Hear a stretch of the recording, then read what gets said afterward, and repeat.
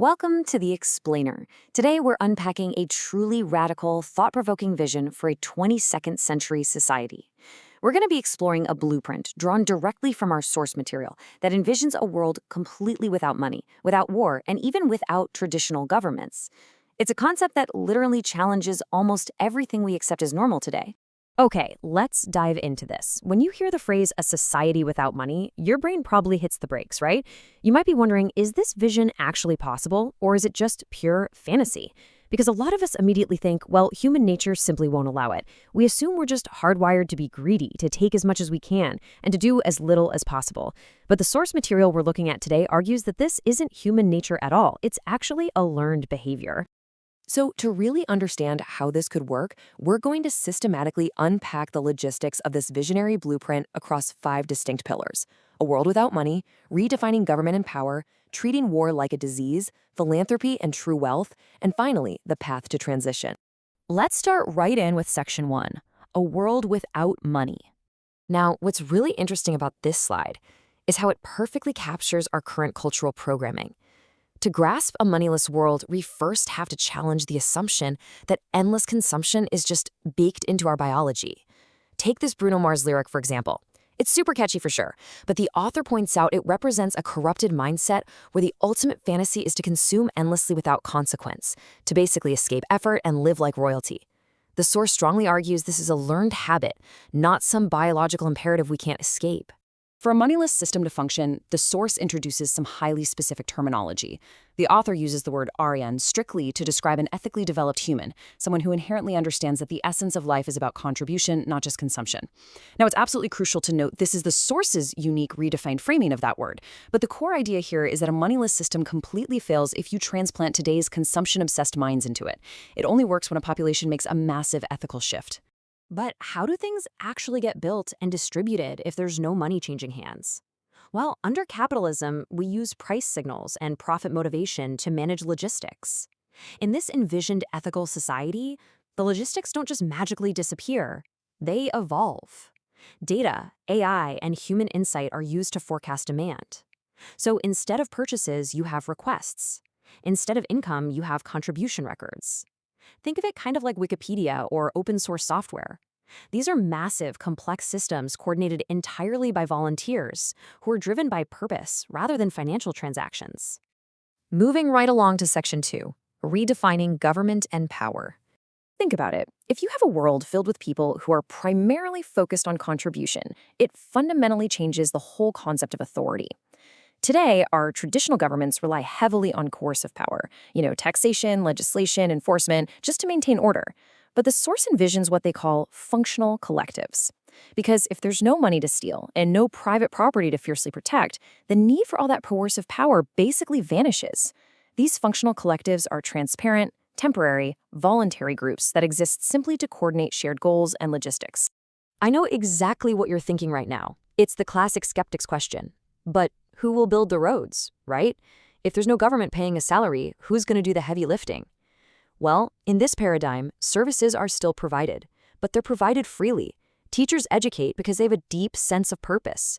Builders, architects, engineers, they form collectives moved by the sheer joy of their craft and their desire to contribute to society. The motivation completely shifts from earning a paycheck to actively improving the human ecosystem. That brings us to Section 3, treating war like a disease. This part tackles the darkest aspects of human conflict, and the source introduces an incredibly powerful analogy here. What if we viewed systemic violence the same way we view a pandemic, sort of like COVID-19? When a virus hits, we don't get angry at it or drop bombs on it, we study it, and we treat it. The author suggests that violent acts are actually symptoms of a corrupted mindset passed down through generations. It's framed as a literal disease of the mind. And this brilliantly illustrates the difference between these two paradigms. Let's look at the reaction to the 9/11 attacks.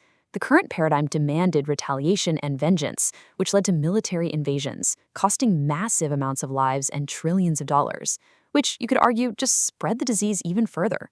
The proposed paradigm, on the other hand, relies on firm, peaceful resistance and actually treating the root psychological causes.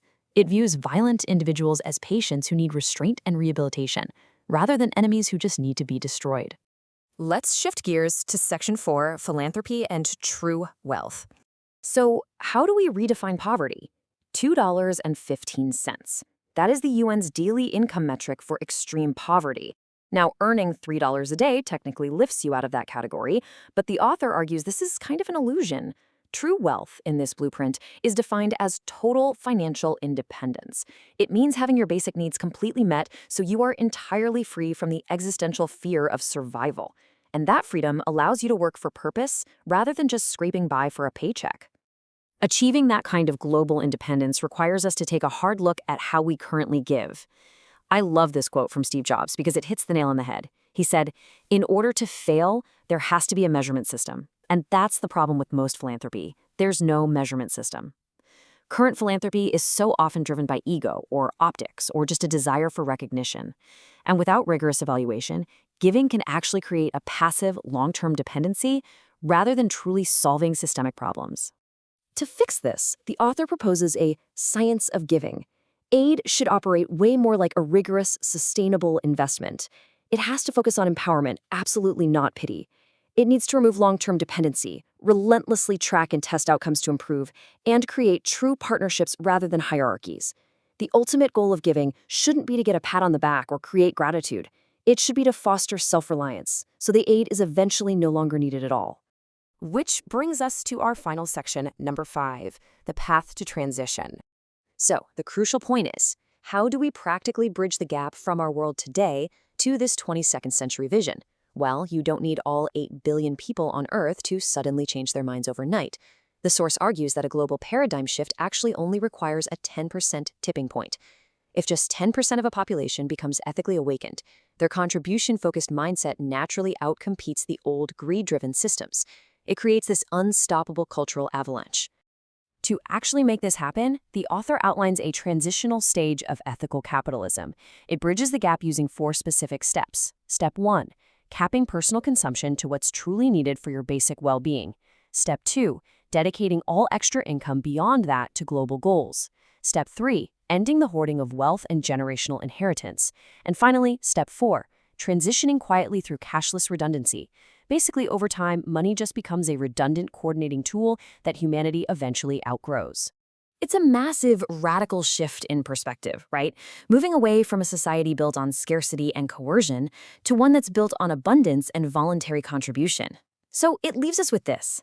Will the 22nd century be defined by what we possess or by how much we contribute? It's a deeply provocative question.